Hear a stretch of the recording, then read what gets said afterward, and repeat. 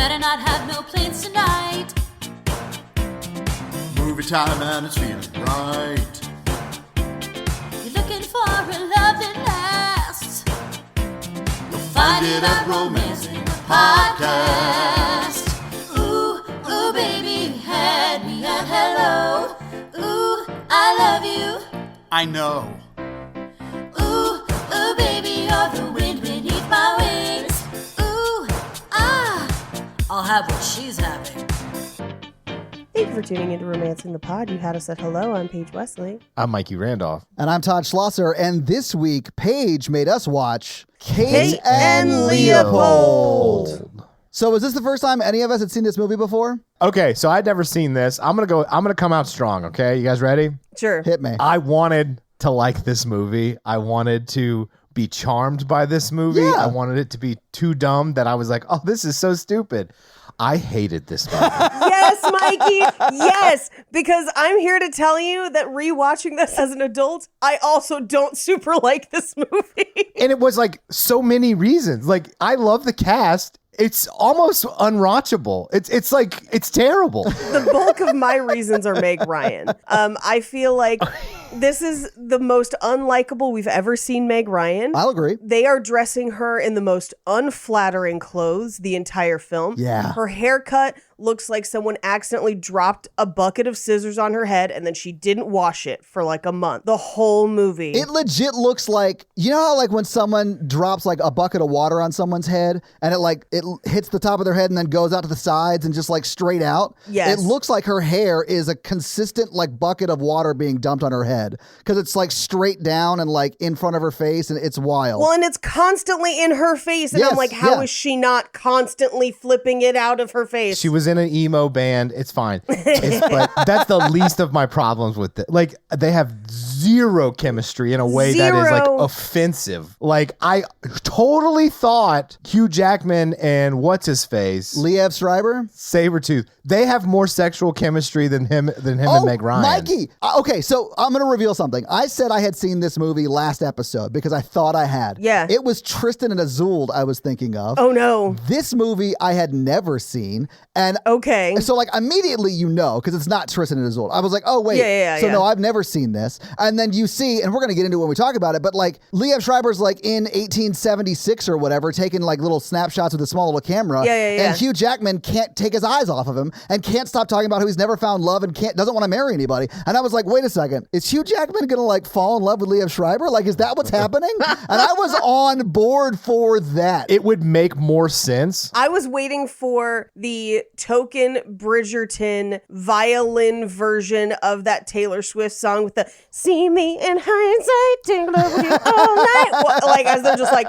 looking across the room. Yeah. Here's my other, and this was a real big pet peeve that I did not understand as a child seeing this movie that I really disliked as an adult, is the early 2000s portrayal of any career woman as just rude.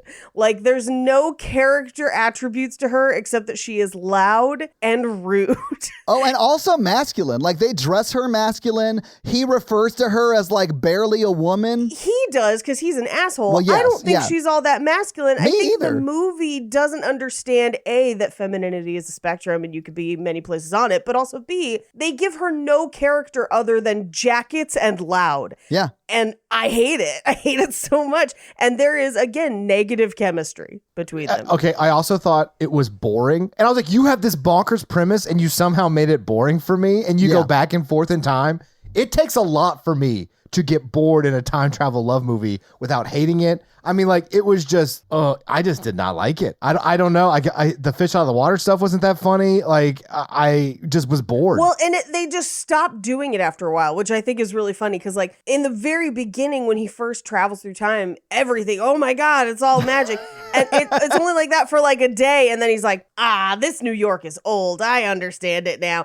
And also, this movie takes place over 2 weeks, which means that a woman goes from being in a career that she supposedly loves to abandoning her entire life, everyone she knows, and all of her rights and freedoms to go back in time. back in time. Think about the culture shock that she would have to go through. And he's still broke. And he's still broke. You're right. Oh, yeah. And he really should stay in the future with her because then she's not giving up like the right to vote and like her But job. then no and elevators independence. would work, Todd. Oh my God. That also drove me crazy because he didn't invent elevator. I mean, maybe he did in the story or whatever, but like he is not the father of elevator invention. Like necessity would have invented elevators.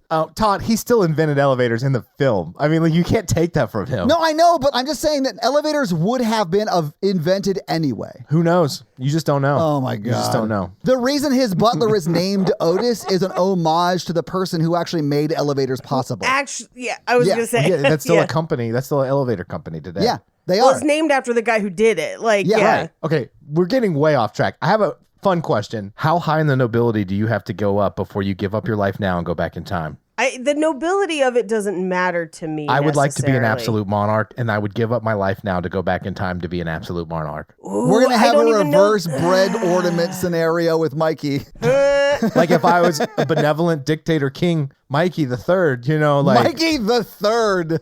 Like, what time do I have to go back to? Because anytime you want. as a woman, even as a monarch, it's a very different game for me. 100%. This is why, like, how much power do you want? Like Catherine I the Great? don't really or like, want power. I would absolutely not go back in time. I'm very jealous of people being born now because they'll get so much more into the future than I will. There are definitely historical periods that I'm curious about and fascinated by.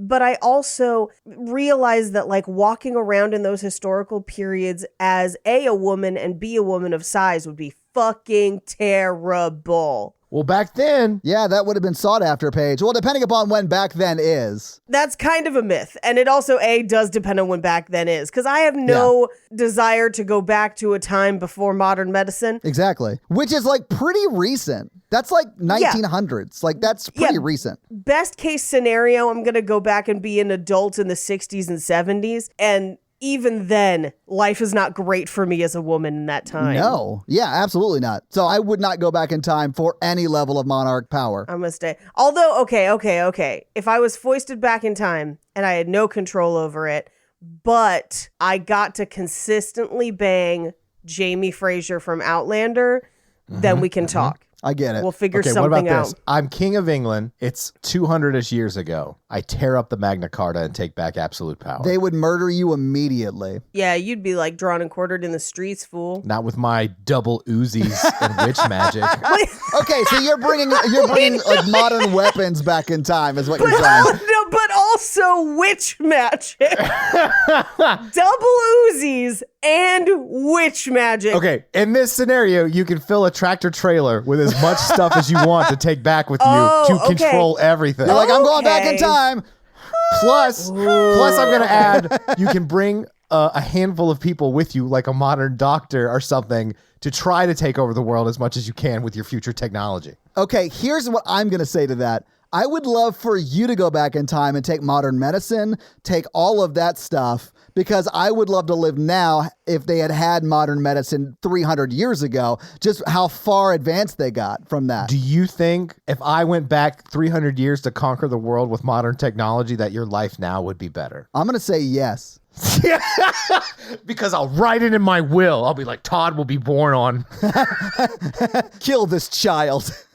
What if I go back in time to the late 50s with a fantastic set of outfits, double Uzis and witch magic, and I'm a high-ranking member of the CIA. Okay. How do you think I could, do you think the world would be better or worse? I think we would have more relaxed LSD laws, but that's pretty much it. Here is your mandated Pyrex. Well, just I could be like, hey, don't put that in coffee. Save it for the party later. That person doesn't even know they're being dosed. Like, what if you have somebody who could frustrate MK Ultra? How does the world change? Oh, I love all this. You know what I want? This is the HBO Max series I want. I want a reboot of Time Cop where it's not about the cops. It's every week it's someone else fucking with time, and then they have to come and take them out before they do so much damage. And you get to see the consequences in the future. So it's just a time snuff film every week? They could catch them sometimes and take them to time jail or whatever. A guy dressed as a bush could tackle them on the lawn. Think about Judge Dredd and Time Cop mixed together. Okay. But then while you're doing the bad things, it cuts to the future of how fucked up it is, and every week you get to see the same characters dealing with the fucked up future. Every episode's like a really quick Back to the Future 2, but there are time cops. Yeah. Yes. Yeah. Think about Back to the Future 2 with like Judge Dredd coming in there and killing Biff. That would be amazing I'm on board. Mikey, I was on the fence and now I'm on board with that pitch. Think about me back in time with my like trailer of like machine guns trying to take over the world, and then like Carl Urban just comes up and shoots me in the head, and he's like, no. Wait, I have a question. What do you define as witch magic? I think just women reading a book. I think that's what he refers to as I witch think it's magic. just Yeah. ladies reading, having thoughts. I just walk into Parliament with like a World War II flamethrower, and I go, You Guy Fawkes your own parliament. bow before your sensei. And they're like, what is a sensei? You'll find out. You guys won't get it, but your kids will. Back to your point earlier, Paige, where he goes from like everything's new to him to like just completely cool with modern day New York. The part that really sticks out for me that like represents that is when he goes and films the commercial and he walks in front of the camera and he's like, I'm assuming this is to camera, or he says something like that. And I'm like, you wouldn't know what a camera is. Yeah. You should be blown away by what is happening. Oh, they're capturing a little miniature me inside that machine. Like he does not react like you would expect him to react at all. So for me, it actually happens before that, the night before, or I guess 2 nights before. Yeah. And this was something that like, I remember as a kid, my dad remarking on this. And as a kid thinking like, you just don't understand love, which is... You were at that age when you saw this the first time. I get it. Yeah. Like for sure. Yeah. When he tucks her in and then climbs into bed next to her. And my dad was like, he would be scandalized by this. Yes. And it's only days from him arriving there. And I get that maybe his is the most powerful erection on the planet. But that's also a joke I did not get as a child, the amount of erection jokes in this film. Wait, really? I had no clue. Watching it as an adult, I was like, how many times are they going to say erection? I'm sure maybe, like history dick took over in that moment. But I feel like that's a step too far, that he would have been like, propriety says no. And he would have like sat in a chair near her or something. Yeah. No, because he's got King Mikey back then where he comes from. King Mikey with his Uzis and his witch magic. And mandated sex education. By power of the king, everyone gets bullet bandoliers. But no guns. One gun. Mikey, would you really go by King Mikey if you were a king? I mean, what would you go by, King Todd? You could go by anything, dude. Yeah. My name is King Max Power.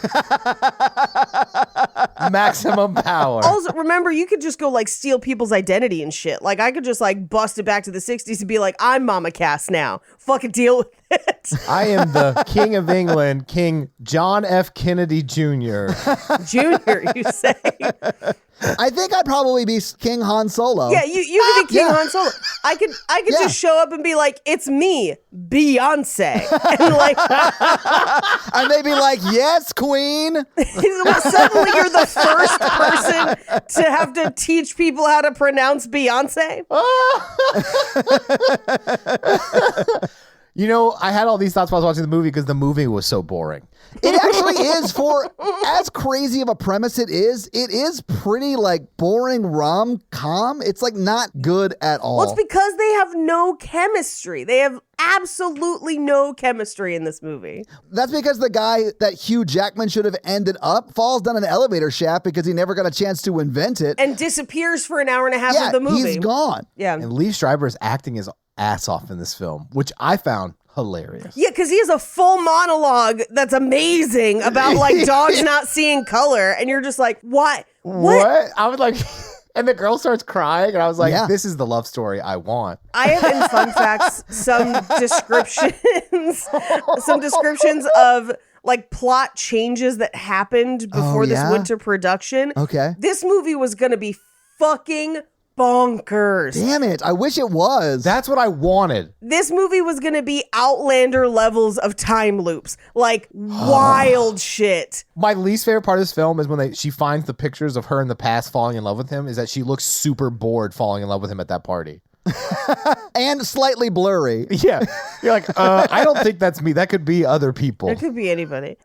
There's no reason why he should fall in love with her. There's no indication that he has. There's no chemistry. There's no situation between them that lets them get to know each other better until he's, quote, already in love with her.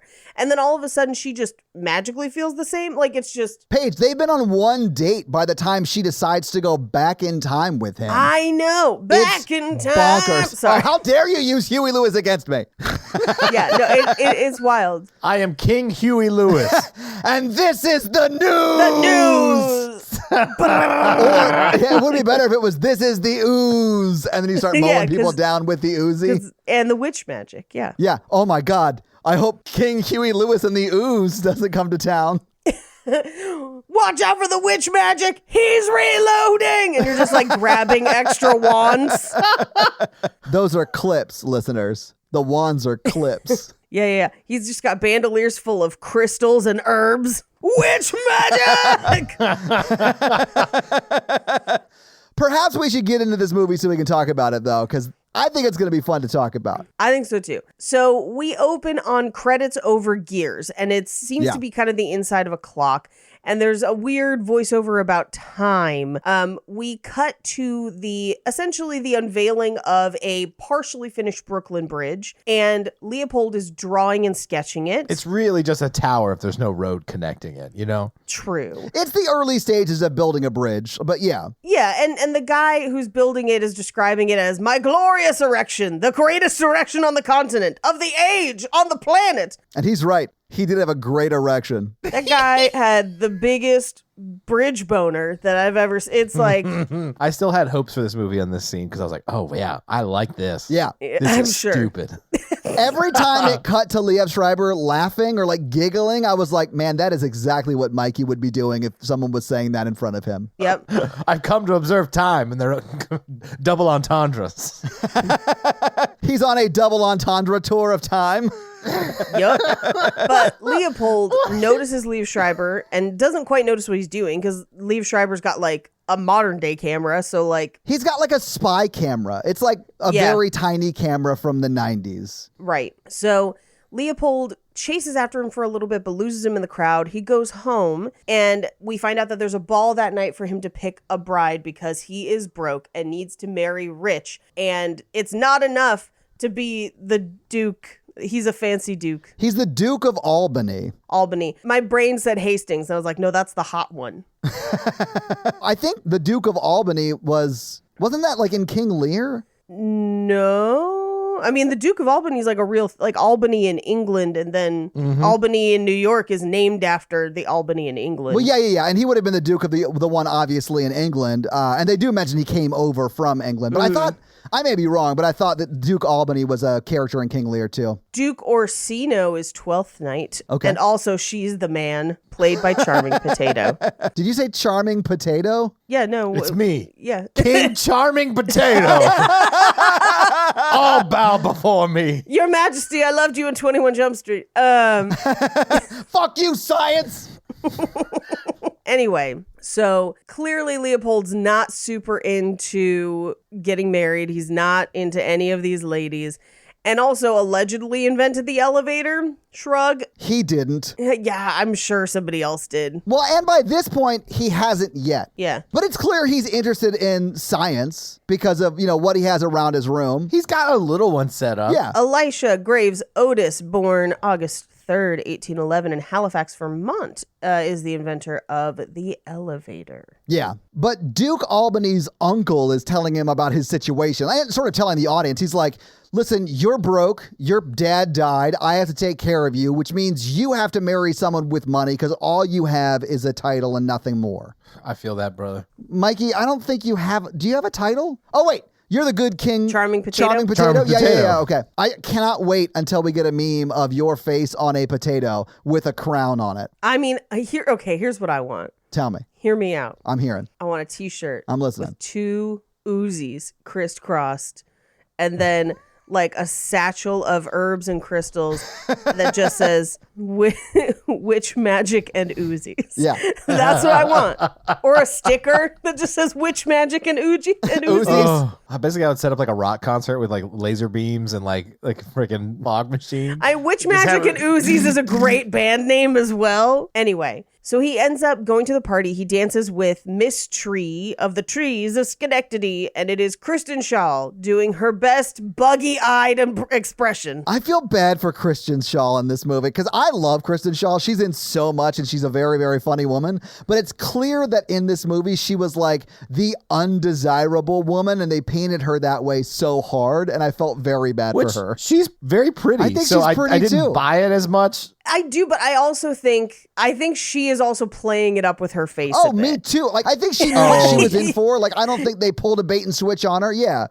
Yes. Yeah. My favorite Kristen Schaal is in What We Do in the Shadows, the TV show. Yeah. Oh yeah. Where she's the head of the vampire council and she's just, we sent 500 ravens. I love it. But she's in everything, man. She's so good. She is. So Liev Schreiber has snuck into this party. He's trying to hide, but Leopold follows him up to his room where he's photographing all of Leopold's designs. Yeah. And Hugh Jackman now sees his love. He's like, oh, I have to follow this man wherever he may go. I will follow him. Yeah. Follow him off any bridge he jumps. Even into other times. I have a question before we move on. Sure. Did him and Meg Ryan date? Is that what their thing was? Yes. Liev Schreiber and Meg Ryan dated for 4 years and have only been broken up for a month. So Leopold is her rebound pussy. Yes. And they haven't even had sex by the time this movie ends. And they've dated a week tops. She just broke up with Liev Schreiber, a relationship that went on for 4 years. I Yes. can't believe he went back in time to get her to move on because he was so unhappy with her. I can't believe they broke up over a non-dairy spreadable spread. Wait, you mean Leopold and Kate? Yeah, they That's broke true. up over margarine, man.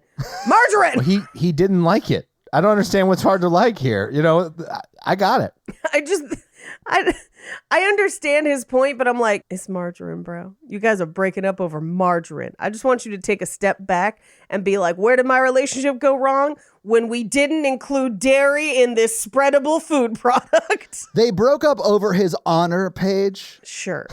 Yeah, he didn't like that she was lying. Speaking of processed food products, I'm going to take some bites of hot dog. Hang on just Do it. The thing that bothers me about that, though, Paige, and I know we'll get to it, is they break up at the commercial and then they are back together at the end of the movie, which is like 5 minutes later. Oh my God, that was the biggest bite of hot dog I've ever seen anyone take. And I am so proud of you right now. You turned that foot long into a 6-inch like that. I've never been so hungry or turned on. I'm getting really hungry. I do love that Mikey and I are just like hanging out while Paige takes a hot dog break. Fine. It feels like I should be eating. I'm like, It's honestly fine. Like I'm enjoying it. Thanks for letting me take a hot dog break. in No the problem. middle Let's of get the back into episode. it. Let's get into it.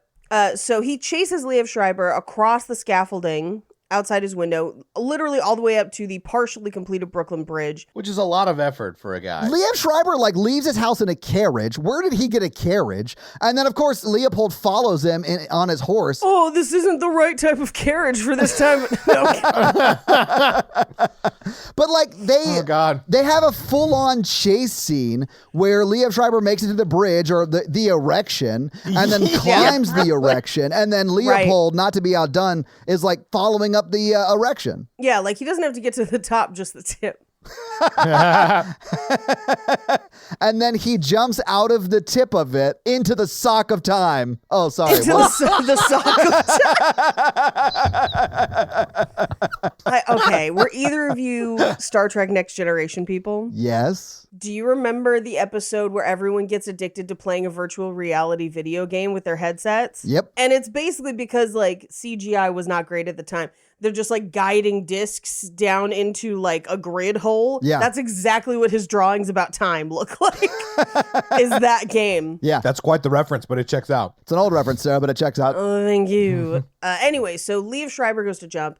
Leopold stops him because he's like, no, you have so much to live for. And he's like, time. And then the scaffolding he was holding onto breaks, so they both fall through the time sock and back into modern day New York City. Oh, I did like that he was wearing the swim goggles. Oh, yeah. Liev Schreiber wore like steampunk goggles. No, they weren't steampunk goggles. They were swimmer's goggles. They sort of were, yeah. For modern times. He brought them with him. Cosplayers have to use what they have around them, okay? Not everyone has a ton of money to buy steampunk goggles. Also, you don't know the last time that time sock was used, and it could be pretty sticky in there, so you don't want to get that stuff in your eyes. It could be. And maybe he didn't have time to steal goggles from the set of Will Smith's Wild Wild West. But if he had, I'm sure he would have tried to.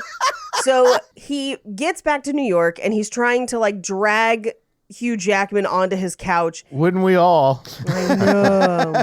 How many times have I dreamed about that, Mikey? Am I right? Now, here's something really interesting. So Meg Ryan's the downstairs neighbor, right? Yeah. And they share a fire escape. Yes. We see Meg Ryan come home and like do a bunch of stuff around her house before she hears them upstairs and goes to check it out. And she does something that I realized is a very like of the time thing that doesn't really exist anymore. She got on AOL? No, she sets up a bath and she drops bath beads into it. Do you guys remember bath beads? That they're plastic though, right? Yes. Okay. I think that they like hurt people or something. Like figured I out don't that they know. were very toxic I or have something. no idea what happened to bath beads, but you cannot find them nowadays. But they were everywhere for a minute, and I think they're microplastics. I think they like hurt everything. That's amazing. Wait, hold on. I gotta look. Why are bath beads gone? Okay, people almost died, apparently. I remember that. See, I didn't Were remember they that slipping at all. on them? I'm confused. No, okay, so they're a dissolvable plastic. Sure, yeah. On the exterior, and then the inside is just like an essential oil kind of thing, basically like a soap oil, and they just wash out into the water. So they like dissolve into the water, and then when you drain it, they go away. Okay. And apparently the coating around them was like kind of toxic. And so they stopped making them, according to this Reddit thread that I have found now. Would you like to marinate in this toxic goo? I've marinated in plenty of toxic goo, apparently. Stop stealing my pickup lines. Oh man, apparently they were also not safe for dogs. I just found this article, and I'm only going to read you the title and nothing else. But it's on a site called Live Well. Oh, great. Here's the title: Bath beads, salt, bubbles, and what they do to your vagina. Okay, what do they do to your vagina? I'm not going to read that. Oh, but I want to know to make sure your vagina is safe. Also, it's vulva, as a Netflix documentary corrected me the other day. But Is that the thing on Pleasure? yeah, it's really interesting, actually. Yeah, it's really good. So she puts bath oil beads in her bath, and I was like, flashback. But then she hears the noises upstairs and goes to check it out. And she thinks that she sees Liev Schreiber hooking up with somebody on the couch. Yeah, I think she assumes it's a woman, but like, Right. Well, there's a lot of lace and ruffles. yeah, that's true. So that's on them. But like, it is Liev Schreiber just trying to put Hugh Jackman on the couch. Right. Yeah. So she goes downstairs and is calling to be like, hey, you still have my Palm Pilot. I need it, which is also dates this movie. Oh, yeah. And my favorite is that. Jesus is my Palm Pilot. Oh, Jesus, take the stylus. Well, I was going to say, I don't think Jesus wants anything to do with where your palms have been. Jesus' palms were placed on the cross, nailed up there. Yeah, but where have also, can you stop chewing directly into the mic? And you know who put him there with his palms? A pilot, Pontius Pilate.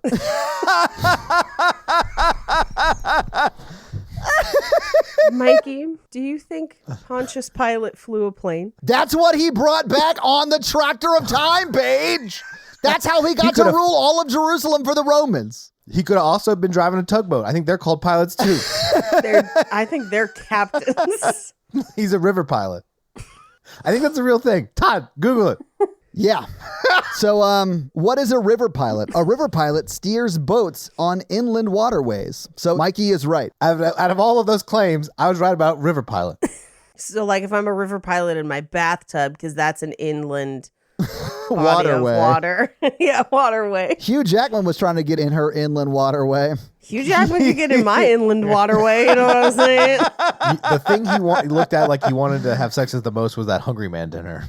I mean, have you seen Hungry Man dinners these days? There's a lot of variety. But I think my favorite is that they somehow found a way to put him in like a tight tank top and still have it be historical because it had buttons. I do like the way that they dress him changes slowly throughout the movie from like very like 1876 to like a like 90s version of what the clothes were like in 1876. Right, just like, okay, but what if it was Armani and regular pants? Yeah. I mean, honestly, he jumps through the time sock with nothing. Like he didn't pack or anything.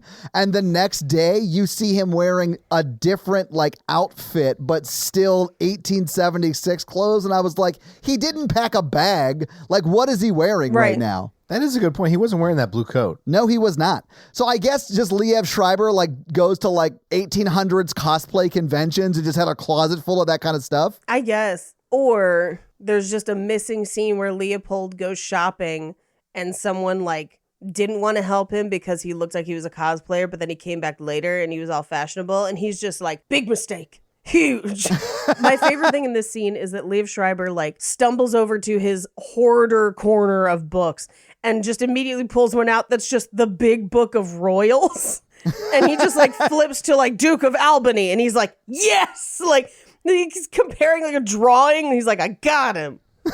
But the drawing is as descriptive as like the leprechaun drawing from that viral video. He's like, all y'all seen the Duke of Albany say, yeah. Where's the elevator at? Give me the elevator. You know how I know this movie's bad? Because of how this episode's going. You mean great? Yeah. But I literally don't remember what happens after this scene for like 20 more minutes. I eat 2 more hot dogs. That's what happened. No, I'm kidding. Oh, yeah. So she then starts using this is kind of not nice because she shocks his dog and he goes over to try and take the collar off. She waits till he grabs it and then she shocks him. That's mean. Like It's that's cruel. that makes I me don't not like like it. her from the jump. Yeah. Also, did this dog remind you of anyone you know, Mikey? No, Bert's way nicer than Mikey's dog. 100%. The dog was just rampaging around and I was like, oh, it's like Macy. Wait, who was it? Oh, it was Katrina that we were trying to describe Macy to, and we were like, it's like all of her limbs move independently, including her head. I let her out this morning and she just made laps around the yard. And I was like watching and I was like, oh, that's just so much. She had zoomies. Yeah. The video I've seen of her where it literally just looks like every foot is stepping in a different direction and her head is just on a swivel. I'm just like, that's a whole lot of chaos for one dog. She is a whole lot of chaos. She's too much. Anyway, so at least the dog collar gets his attention, which is not great. But so she calls and he tries to explain that he found time travel and she's just like, oh, it's always time travel. It's not you. It's time travel. Who's time travel? What's her name? Well, she is trying to find out who's in his apartment. Like, Yes. she has any right to know at this point. They've been broken up for a month. Yeah, which is Dating your neighbor can be problematic. Which is why, Mikey, you never dated your neighbor. That's right. You only hooked up a few times. But yeah, so they get into this argument where she's like, I blew the best years of my life on you. And he's like, those were your best? And I'm like, oh, blistering, Liev Schreiber. I thought it was great, though. That's a great comeback to that. That's such a cruel comeback. But I was just, and she's just sitting on the bed like. She shocked his dog. Yeah, she did shock his dog. She had it coming. But like my favorite about this movie that I realized very early is that this is the stage in Meg Ryan's plastic surgery, which people can do what they want with their bodies. But this is the stage at which it is very difficult to tell if her face is sad or not. Yeah. And so in this scene, she's like sitting on the bed like, and you're like, is she smiling or crying? I don't know. Like confusion. And she just like slowly hangs up the phone. Yeah. This is like the last big movie she did, pretty much. No, she did stuff after. And I think part of what it was, A, is the societal pressure to get plastic surgery, which is some hardcore bullshit. And B, the thing about plastic surgery is it kind of settles over time on your face. So like, even if you have something done 2 years later, it's not going to look exactly the same. And so I think if I remember correctly, news story wise, people were talking about it a lot at this time because she had had her lips done. And when you have your lips done, it does take a while for them to like settle on your face and they hadn't quite settled yet. So there are things that come out after this where it looks a little more natural for her face shape and stuff, but it's a while. It's like a couple years before she does much else after this. Anyway, so he hangs up on her and is like, I'll get you your Palm Pilot in the morning. We cut to the next morning, and Hugh Jackman wakes up and accidentally presses the remotes, which turns on the TV and the radio. The dog gets loose. It's a whole bunch of everything everywhere all at once. Yeah. And Liev Schreiber gets up, turns everything off. And my favorite that, again, went over my head as a child, but Hugh Jackman says, my eyes feel like steak au poivre. And I'm like, that's a crazy thing to say. Because he does pepper spray him to try and get him to like leave him on the tower or whatever. Yeah. Anyway, Liev Schreiber tries to explain everything that has happened. So he tries to explain the crack in time. Yeah. And he's like, you invented the elevator. Like, you're still in New York. It's just the future. And as he's trying to explain it, Kate bursts into the apartment and is like, where's my Palm Pilot? And he tries to explain her away by being like, women have changed. She's dangerous. Anyway, so he basically is like, you got to stay inside. I'm going to get you home. I promise. And he's going to take Bart outside to go pee. But before he leaves, he's like, hey, there's a portal that opens up next week, kind of like an eclipse. It's 2 weeks. 2 weeks. Yeah. That's what it is. 2 weeks. And hands him a bunch of papers and is like, I'd be honored if you look at those. I'll explain everything later. So he leaves and gets kind of distracted by a hot neighbor and steps into an empty elevator shaft, which, like, the leash slips off, so the dog is safe, thankfully, but he falls, which I'm pretty sure that fall would kill you, or at least hurt him way more than he gets hurt in this movie. I mean, it looks like he breaks a leg and an arm, and then literally within the 2 week time period, he's like walking without crutches. So, like, I guess he just sprained everything. Like, I don't know. It seems wild to me. I feel like if you fall down an elevator shaft, especially if you don't expect to fall down an elevator shaft, like if you didn't jump down it, if you're just like unawares, like, no, I feel like that's a like Bane breaking your back in Dark Knight Rises kind of scenario where you're going to have to like rehab your back through the power of fighting crime. Like, I don't know. I feel like it's going to take longer than 2 weeks. Yeah, I mean, if it was Liev Schreiber, sure. I think Hugh Jackman's character could have handled it because he was born in the shaft. Right. Liev Schreiber merely adopted the shaft. Yeah, exactly. Yeah. He fell for like 4 seconds. That's like a long time. That's a long okay, so the fall. reason he didn't hurt himself too much, I guess, is because the leash broke his fall and then he only fell a little bit. I don't know. Like, the whole thing is bonkers. Like, in a movie about, like, a time traveling cum sock, we're arguing over how much injury you would sustain if you fell down an elevator shaft. I mean... Whoa. I know there was time travel, but I don't think there was cum in that sock yet. But there also could be. So it's like Schrodinger's sock. Like, is there cum in the sock or not? That's why he wears the goggles. Like, sometimes there is, sometimes there isn't. You never know till you jump into the sock. Yeah, you don't know how much time juice is going to be in there. That time juice is not there yet. It's a circle. Time's a flat circle. So are you saying that they're jumping during like a refractory juice period? I mean, yeah, I brought the goggles, but like it happens to everybody. Okay, so like it's not always going to be full of juice. Oh, this time portal's a squirter. No. Oh my God. That's why I wore the goggles. He should have worn a poncho. Anyway. He's in the splash zone. The time splash zone. Oh, wow. So, Stewart is gone. He has fallen down the elevator shaft. Meanwhile, Kate comes up because he forgot the stylus with her Palm Pilot. Yeah. And as she comes up, she finds the dog in the hallway. And she's like, you can't just leave a dog in the hallway. What's wrong with you? You got to take the dog for a walk. And apparently Bart peed in the hallway. Right. Not because he needed to, but because he wanted to show dominance over that hallway. Yeah. He was like, I just murdered my owner and now I'm going to own this hallway. Who's the owner now? I'm off the leash. Shock this bitch. So, meanwhile, back in the apartment, Leopold is discovering razors and shaving cream for the first time. Hot, I guess.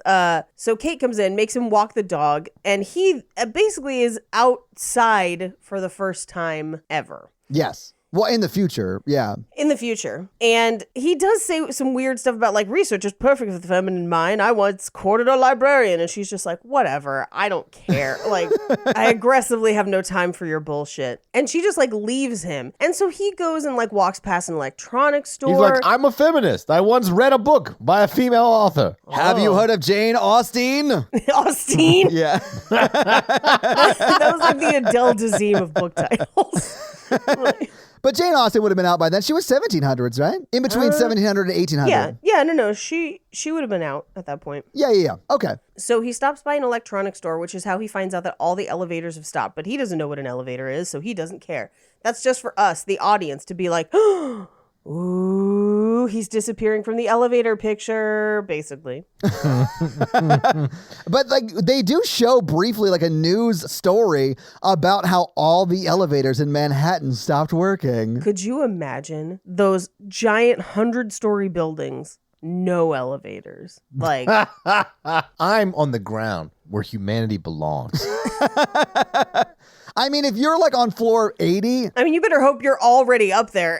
oh, and I'm never going back home. Like, yeah. I mean, this sounds terrible. I'd walk down 80 flights of stairs. sure. Yeah. I'm not walking up 80 flights of stairs. No. But like if you wanted to move, like you would have to move all your furniture and shit down 80 flights of stairs. No. I am literally taking everything with me to my next apartment that can be thrown out the window. Yeah. And everything else stays there. Yep. Looks like it's just comforters and pillows for me. Yeah. And that's only because it's soft to land on when I jump out. Yeah. And use the comforter as a parachute. Exactly. It's a good thing I bought that bouncy house. Oh, definitely bring the bouncy house. Did you buy a bouncy house? No, Mikey. Can I argue it's a business expense and write her off? Because then I'll consider it. If we make video content with a bouncy house, it is a business expense.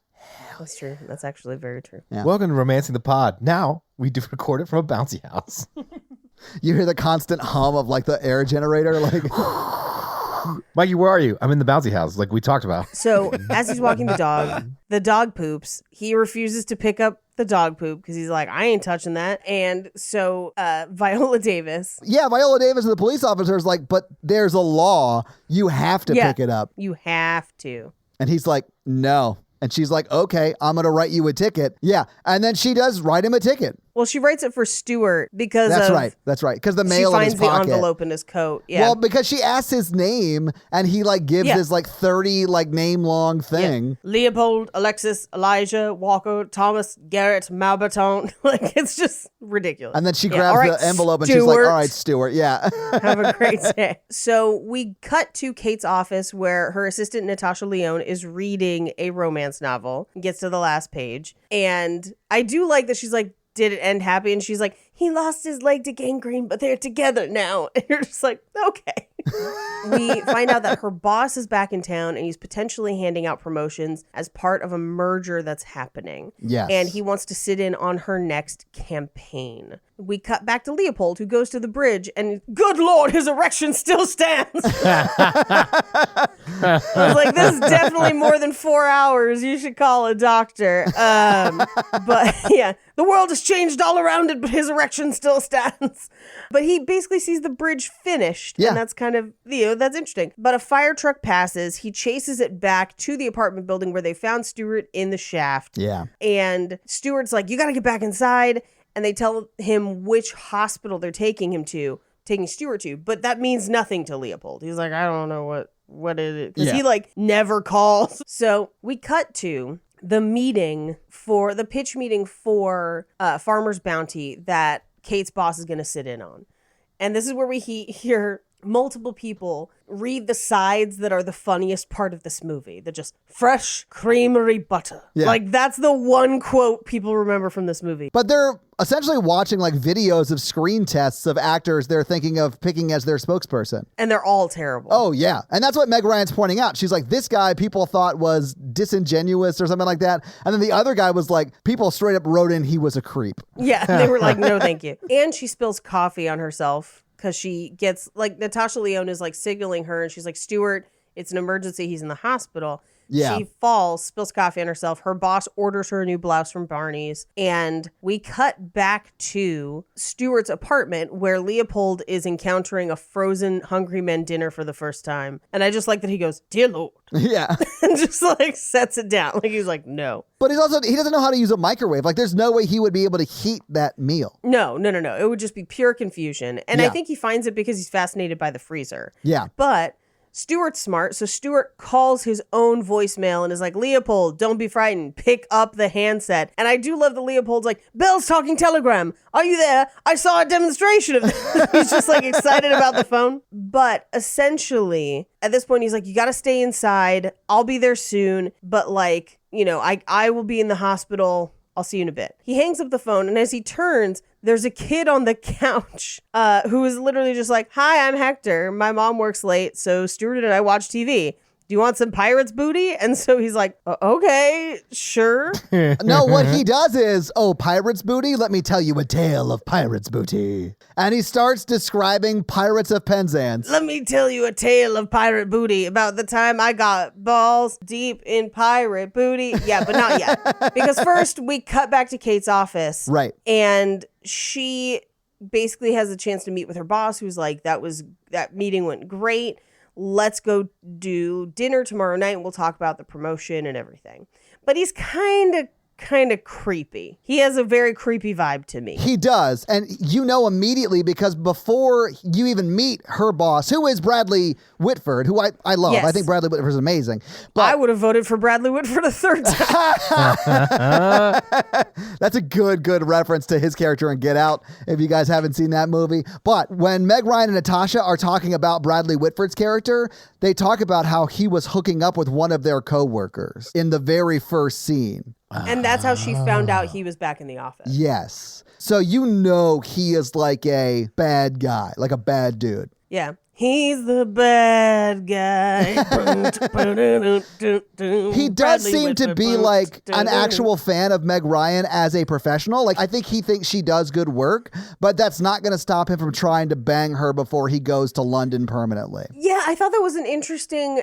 I thought it was an interesting inclusion, and I'm pretty sure it's only so that Leopold has a romantic rival. Yeah. Because at the end, like, typically, this is going to sound terrible. Typically in these situations, when somebody presents you with an opportunity for romantic advances and you turn it down, you don't get that promotion. Right. It's sexual harassment, and it's like a whole thing. So the fact that she's just like, we're not going to be a thing, and he still gives her the job, I thought was interesting. I think that they did that because they wanted it to be like, oh, well, she's definitely not going to leave now. Oh, but of course she is because it's true love or whatever. Yeah, I guess. I don't know. I mean, it's not good either way. Yeah, no, neither one is great. So anyway, this is also the speech where he's like, you're not even like a woman. You're like a man who knows how women think. And I'm like, first of all, this is not Mel Gibson in that movie from the 90s. but also femininity is a spectrum. What would we want? I mean, we're going to have to watch that at some point. Anyway, so he gives her this weird speech about masculinity and how that's why he likes her and it's the whole thing. We cut back to her apartment where her brother Charlie has gotten home from what we will find out is like an actor's retreat. Yeah. And Leopold is telling a pirate story to Hector, and it is Pirates of Penzance. And Charlie, because he's an actor, like, oh, Penzance, so like, where are you performing it, basically? Yeah. Well, Hugh Jackman is talking about how he got to see the Gilbert and Sullivan Pirates of Penzance because they would have been releasing it around that same time. He got to see it before it was actually out, and he was like on Fifth Avenue or something. And then that's when Meg Ryan's brother's like, it's not on Fifth Avenue, it's on whatever, because I think it was playing at that time. So at this point, Kate gets back to her office, and Natasha Lyonne is like, Stuart's in the hospital, and Leopold's at home, whoever Leopold is. So she goes to see Stuart, and Stuart's like, you've got to keep him inside, or else all elevators will stop. It's a weird motivating factor. It is very And he's like, odd, the space-time continuum, but mainly elevators. Like, She's like, I live 80 floors up. So she gets back to her apartment. She hears everyone upstairs and goes up to find her brother, Leopold, and Hector. And we find out that Charlie, her brother, has invited Leopold for dinner. They come downstairs and they kind of argue about it because she doesn't want anything to do with Leopold. She's like, not having it. You know, chemistry. So it is wild that literally in like 8 days, she's going to give up her entire life and rights as a woman to be with him. They don't like each other. They don't even like each other. I know, it's wild. I mean, she doesn't like him. It's just... he doesn't have enough Uzis or witch magic. You can't come forward with witch magic. Oh, my God. That's not how the time sock works, Paige. Yeah, Paige. Time socks. Your new cut it out. Time Socks isn't giving us money. This episode brought to you by Time Socks. Time Socks.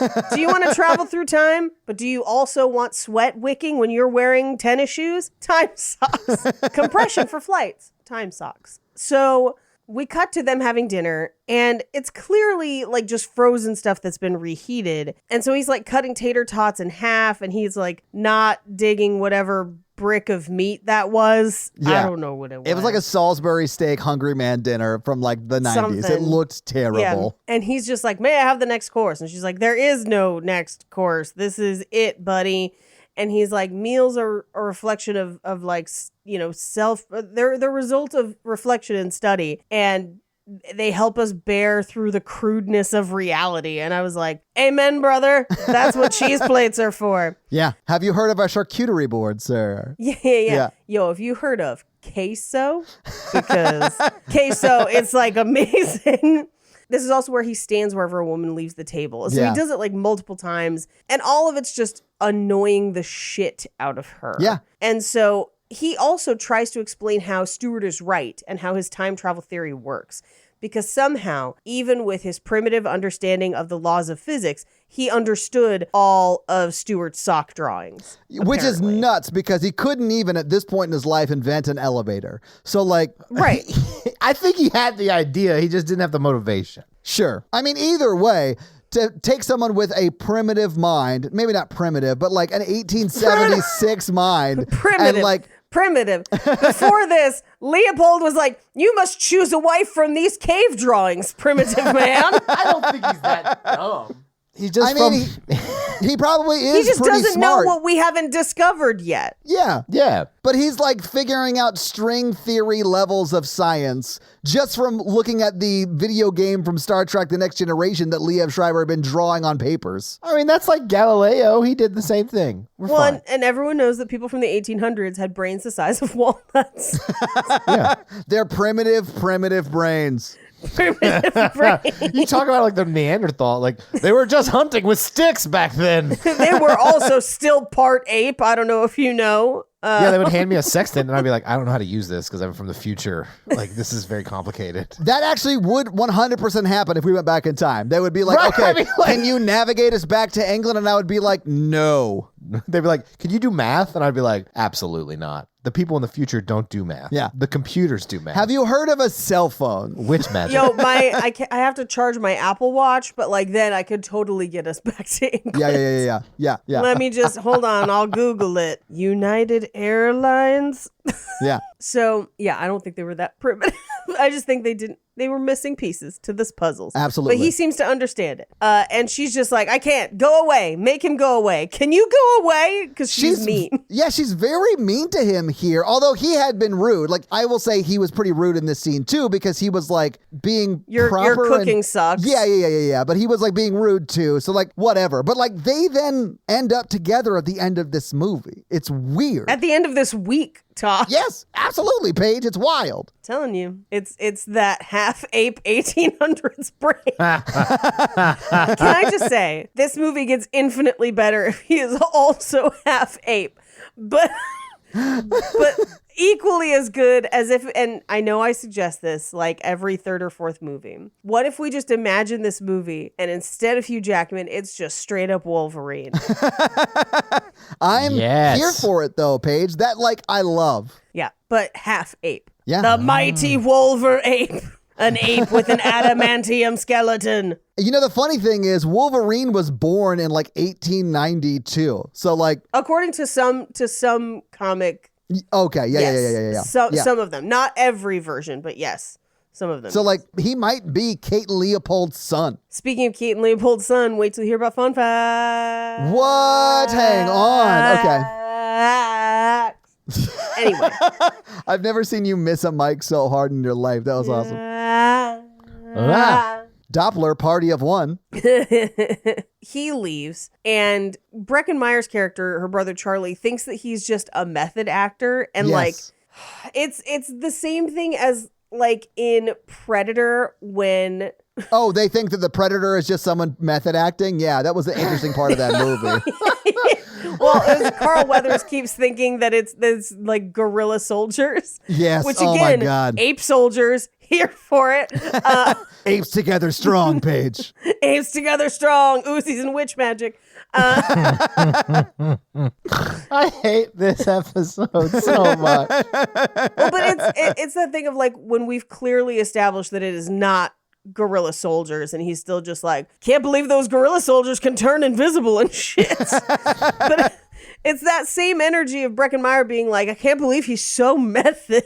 But also, even if I was like a great actor, which I buy Breckenmeyer is, he's a New York, Yeah, I'm I love assuming Breckenmeyer. working actor, but he's a good actor in his own right? But like, even if I was that level of good and I was hanging out with somebody who was having to play an 1800s or 1876 like nobleman, if they wouldn't stop doing it, I would leave. Like, that would be annoying. That's just as bad as, well, I'll wait till we get to it. It's just a couple scenes from now. Okay. But essentially, we cut to the hospital. Stuart's trying to get the phone. They won't let him have the phone. They sedate him. Well, because he almost kills the guy next to him by ripping out some like plugs or whatever that were in his arm. Yeah, tubes.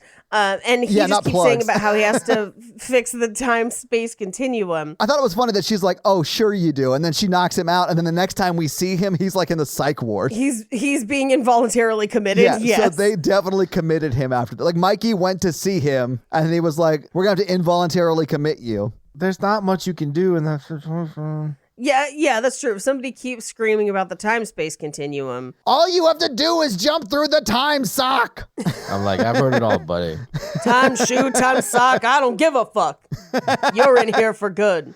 What if? Hear me out. Okay. This whole movie is a Shutter Island scenario for Liev Schreiber's character. We planted the pictures. Yes. You filmed a butter commercial for my hallucinations? I wasn't even in that scene. They're method, man. Method man. You know who'd be great in this? Method man. Now, 100% Paige, all you're doing is word association, and I'm here for it. Oh, man. Anyway, so we cut to the apartment where Kate's doing yoga and she smells burning toast upstairs. So she goes up and finds out that Leopold has like a fucking vendetta against the General of Electric and his toaster. I did think that was very funny. The whole like him I did calling too. the general, like the general should care more about the quality of his products. Yes. I'm going to say this is why you should get a toaster oven. Then you can control the time. I mean, you could also just like push it down again and then, And then like, pop it back up. Pop it back up when it's hit the optimum level of toast coitus. Yes. We have a toaster oven, but I also have a British toaster that does not pop. Oh, really? But what I also love is that he's like, because she makes fun of him and is like, oh, is toast the result of reflection and study? And he's like, yeah, warm brioche and marmalade. And I'm like, that does sound good. Brioche is amazing. And fresh creamery butter. And she's like, you come with me, fancy boy. And so she takes him into I guess this would be like a focus group study, and has him basically read the lines in the copy for Margarine. Yeah. And everyone else is not fully with it. And she's like, no, you got to trust me, because there's like 3 ladies on Zoom and they all perked up at the sight of Wolverine about to destroy some butter. And so they end up picking him because... But this is the scene where he's like, I'm assuming you want me to give this to the camera? No, that's the next... Well, no, because he has to read it. And they're like, he's looking no, you're down right. the No, barrel you're of the right. camera. It It's is this one. nuts. Like, he knows what a camera is. He knows how to use a teleprompter. It's and that he should nuts. deliver it like right down the lens. Yeah. And how to act. Like, he's not just reading. Like, Acting existed 100 years ago, Todd. It did, but he says it, and he says it on Geronimo is what he says. instead of Geraldo. Yeah, and they're like, he means Geraldo, which is a funny word association, but I didn't fully understand the reference they were trying to make. But it is implying that he understands that the camera is capturing a moving image of him, Yeah. and he's going to perform directly to it instead of to the crowd of people behind glass or whatever. Yeah. Which is a disconnect that somebody who has probably never seen a motion picture would not necessarily understand. Oh, he's definitely seen a motion picture at this point. He's been here for like a week and a half. I mean, that's true, but like before this week and a half, so he doesn't understand how it happens necessarily. I was already hating it that much to even pick in at this point. I was just like, well, And they have him reading a teleprompter. Yeah. Like, people who know what teleprompters are struggle to do that. well, he's very good. He's a natural artist. I guess. You don't become a duke by just being born into it. Yeah, you aggressively do.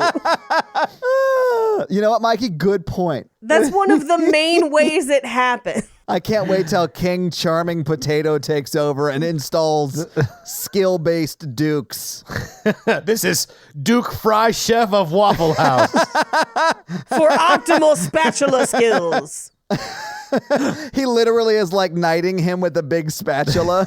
But as it touches each shoulder, just psh, and then psh, the way it does when you smash burgers on a grill. Yeah. But it's just me making the sound. There's that witch magic he does again. Yeah, witch, as in sandwich, like a grilled sandwich What is magic. happening with the word association today? I love it, though. Just killing it.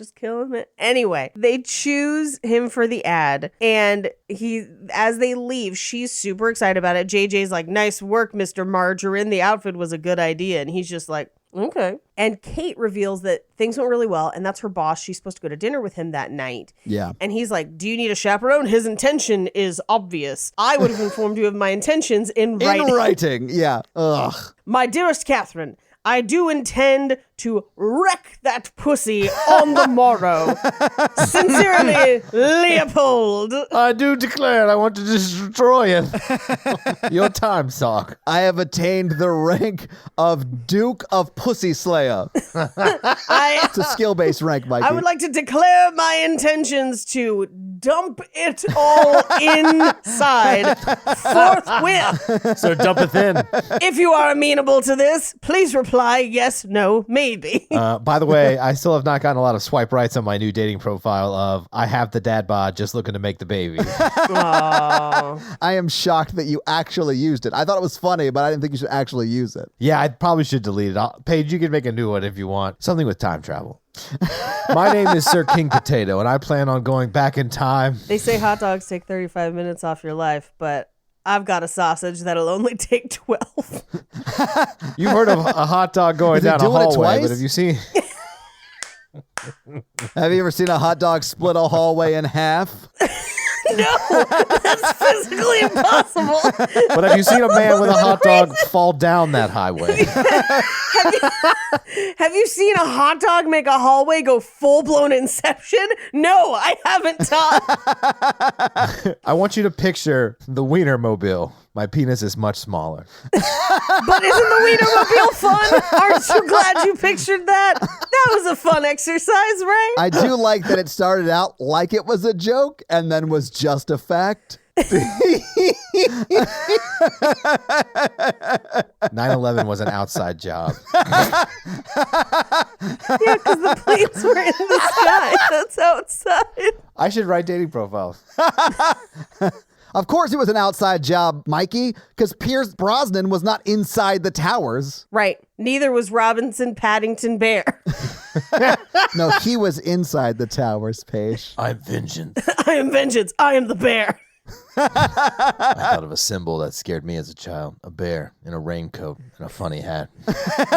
Anyway, so he tells her that he should have informed her of his intentions in writing. Yes, which is true. Yeah. Well, I mean, a text is technically writing, so if you're just like, you up, ? Does that count? 100%. Eggplant emoji, peach emoji, water splash emoji, dancing cats, Time sock emoji. time sock emoji. It's a flat circle. So he sees a carriage and she's like, no, those are for tourists. And as she's trying to wave down a taxi, a guy snatches her purse. And Leopold, she chases after. Leopold grabs a horse, catches up with the guy and is like, on pain of death, and threatens him and gets the purse back. And everyone's like, oh my God, he threatened violence. It's so hot. He threatened violence on the back of a horse. Sploosh. I mean, okay, if you stop a purse snatcher for like a girl you're interested in, like that's pretty you get some dope. points. Yeah, I mean, I'd be like, yeah, thank you. I didn't want to have to buy a new iPhone and get a new ID. You saved me a trip to the DMV, and that is worth sexual favors. So I would be like, you just saw the purse snatcher. Now you just met the P word snatcher. Oh, Mikey. Oh, I love it. Honestly, no notes on that joke. I'll put that on Bumble. So they end up taking the carriage home anyway because he has to bring the horse back. And she's like, are you for real? And he's like, I believe so. And she's like, so you're a duke? And he's like, well, I was born a duke, but I've never felt like one. So we cut back to the apartment and he's training the dog to sit and stay. And she's like looking at him in the mirror. And I think this is the first time where they're like, I mean, he saved her purse. She's got to put out now. Like they're trying to make it seem like she's in love with him, but like we've only had this one scene of them even hanging out. Yeah, and like generally they're just mean. She's like mean to him all the time. All the time. Even once they're together, she's mean to him. But like he's like, I'd like to reiterate my offer to chaperone. She's like, no, thank you. And then her brother's like, why didn't you let me audition to be Mr. Butter? Damn it. That's exactly what he says. Those are the exact lines from the film. Mm-hmm. Actually, he pretends to do an English accent and says crikey. Yeah. And I'm like, that's not, no. This is exactly why you didn't get cast, Brecken. You couldn't sell butter to save your fucking life. I'd like to write and formally declare my intention to never have you sell butter. Anyway, so we cut to the dinner with her boss and he's kind of congratulating her on finding Leopold. And he's like, you're not sleeping with him, are you? And she's like, no. Meanwhile, Charlie takes Leopold out to a bar and points out a girl that he's obsessed with, Patrice. And he's like, she's mine. Let's go. But clearly Breckenmeyer is clueless. But I did like Hugh Jackman's pickup line in this scene. My name is Duke Beau from Hazard County. Oh. No.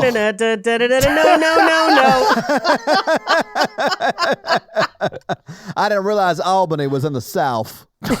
All them Duke boys are at it again, making shitty jokes on podcasts and getting in trouble.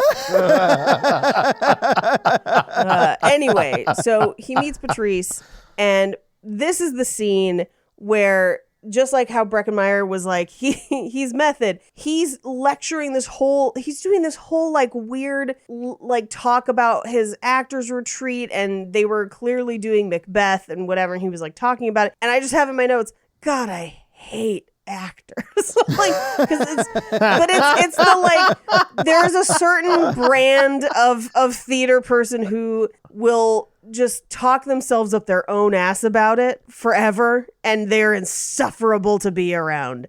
And oof, magoof is he one of them in this scene. Yeah. It is. Well, and Patrice is clearly like, please stop talking. Like her face is the clearest it has ever been. And all Leopold has to do is like help her carry the glasses and then be like, oh yeah, there's a basement in the Louvre. They've got Peebee's bicycle down there and a bunch of paintings. And so as he's kind of describing the basement of the Louvre, and clearly all the women at the table are now immediately interested, we cut back over to Kate's dinner where they're looking over photos of his house in London, and they're talking about, he's like, I'm going to have to go over there and I'll need somebody that, top honcho in New York. And she's like, hey, so when you say that, is that me? Like, what's going on? And he's like, well, we should go to the opera on Saturday. Like, he's kind of ignoring every time she talks about the job. We cut back to the bar and Leopold and Charlie are leaving, and Charlie's like, you basically hit on my girl. He's like, no, I didn't. I got her number for you. I am the best wingman. But he basically gives him a lecture on like, women want sincerity. Yeah. You were putting on a persona and she can tell. So just be sincere. Tell her how you feel. Declare your intentions in writing, fax it, have it notarized twice. Get one of those wax seals and like put seal it with the wax. Yes. No offense to Breckenmeyer, but if it was Breckenmeyer and Hugh Jackman and you could pick between the two, most women are going to pick Hugh Jackman every time. Yes. No, some people are unhealthy. That's why I said most. I have met Breckenmeyer, and he is very nice. He's a very nice guy in person. I like some of his romantic comedies, and we'll pick one soon. I don't think he's an unattractive person. That's not what I'm saying. I just think Hugh Jackman is more attractive. Yeah. I think he's a specific type, and not everyone has that type. But I do think that, like, most people are going to choose Hugh Jackman in this scenario. Anyway, so he talks him out of texting Patrice that night, and they're going to go home and they're going to, like, formulate a plan tomorrow. But as he's talking about it, Breckenmeyer's like, you like my sister. And I'm like, where did that even come from?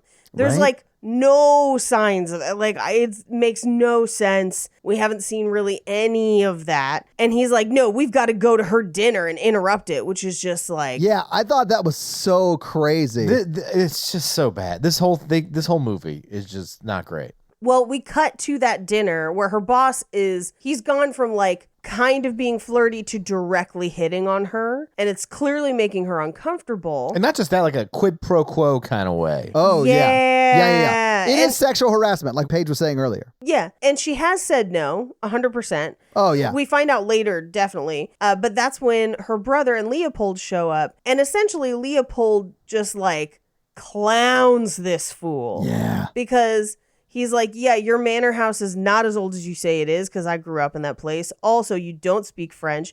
And Bohème is usually performed in Italian, even though it's like set in French. You're a cad.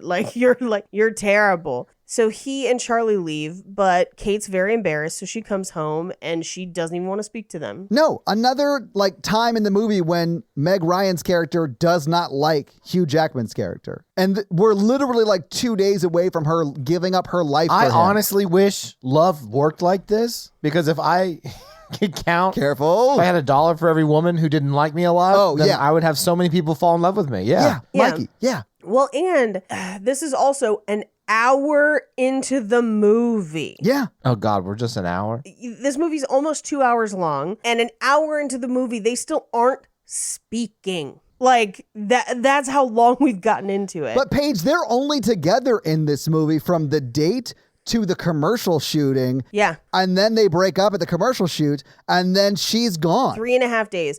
Because it starts here where he writes her out this apology and Yes. they sneak it into her bag. Yeah. She goes to the office. She ends up reading it during the meeting. And it is a great apology. It is. 100%. Yeah. And her assistant convinces her to say yes. Say yes to a date. The apology says, to make it up to you, I'd love to have dinner with you on the roof at 8:00. This is the letter of him stating his intentions, more or less. Right. Yeah. So we cut to Liev Schreiber in the psychiatrist's office where he's like, I didn't jump, I fell, I wasn't trying to kill myself. And they put him on an antipsychotic medication. Yeah. Which, if you're not psychotic, taking an antipsychotic can be kind of dangerous, correct? Mostly, if you take antipsychotics and you're not having a psychotic disorder, they can actually elicit psychosis symptoms. Some of them. It's bad. Meanwhile, Charlie's formulating his call to Patrice, and he does. She says yes. Very sweet. Yeah. Then Leopold gets the faxed reply from Kate's office about the date that night. And we cut to she gets home and gets changed. Yeah, she puts on that black dress. Yeah, that still has the tag on it. Yeah, I think that was just to show that she doesn't really get dolled up in a feminine way often. In a stereotypical Yes. feminine way. I think, I would say, as far as this movie goes, they put her in almost the same outfit, definitely the same cut for the whole of this movie until this point. And to me, it almost feels a little offensive that it's almost this implication that until she met him, she didn't understand how to be feminine, which is kind of a gross assertion that this movie kind of subtly makes. I think it's a well-known fact, Paige. I mean, correct me if I'm wrong, though, but I think it's a well-known fact that women can't be feminine until they meet their one true male love from the past. Gross.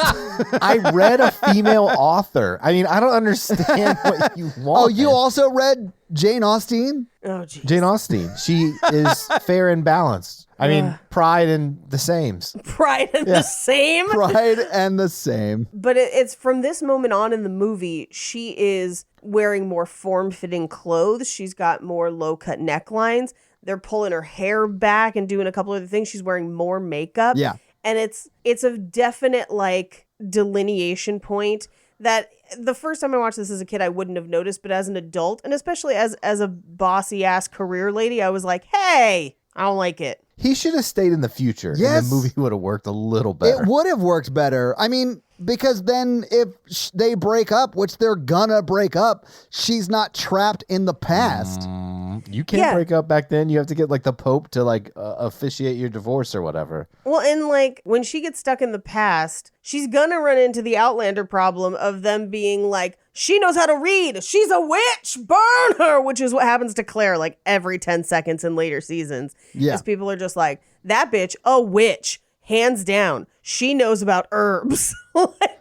So She's like, sprinkle this basil in your soup and it's going to taste better. And you're witch, like, burn her! get the Uzis. Anyway, so she puts on the dress. She goes up to the rooftop. It is very beautiful. And then they have a very bizarre conversation where she talks about fairy tale romance and is like, Charles and Diana. And I'm like, at this point, we knew that wasn't a fairy tale. Why are we using this as an example? Well, she even says, like, it's an example of not getting everything you want. Right. It's wild. Like, it's a weird conversation to have when you're, quote unquote, falling in love with your one true love. Like, what is happening here? Well, and then she goes on this whole, like, maybe love is Santa Claus and it's just for, like, making us buy stuff, basically. It's like Santa Claus for adults. Yeah. Yeah. I haven't bought anything for love except for Tinder Gold. You know what I'm saying? He basically is like, I never fell in love. I've never met anyone I liked. And I was going to marry people for money. So, yeah, whatever. And then they dance. They seem too young because I think now I would marry someone for money. Mikey, it's not worth it. Although, if it's Kristen Shaw, do it, because she's great. Oh, I meant to bring this up when he was writing the apology letter, but he makes like a quill. Like he breaks like 6 ballpoint pens to get that ink. Yes. And it drove me insane. I was so mad that he broke apart pens to make ink for his quill. Like, why not just write it with your pen that you're breaking over? You clearly know a pen is a pen. Yeah, because you know that there's ink in it. I know, it's so nuts. Oh, okay. I'm going to defend the Duke of Hazzard here because he learned calligraphy with a quill, not a ballpoint pen. So he was like, he probably did write an apology letter that looked like trash. And he's like, I can do fancy old-timey things. Let me get some ink. She's going to get home and be like, where the fuck are all my pens? I know. That's me every day.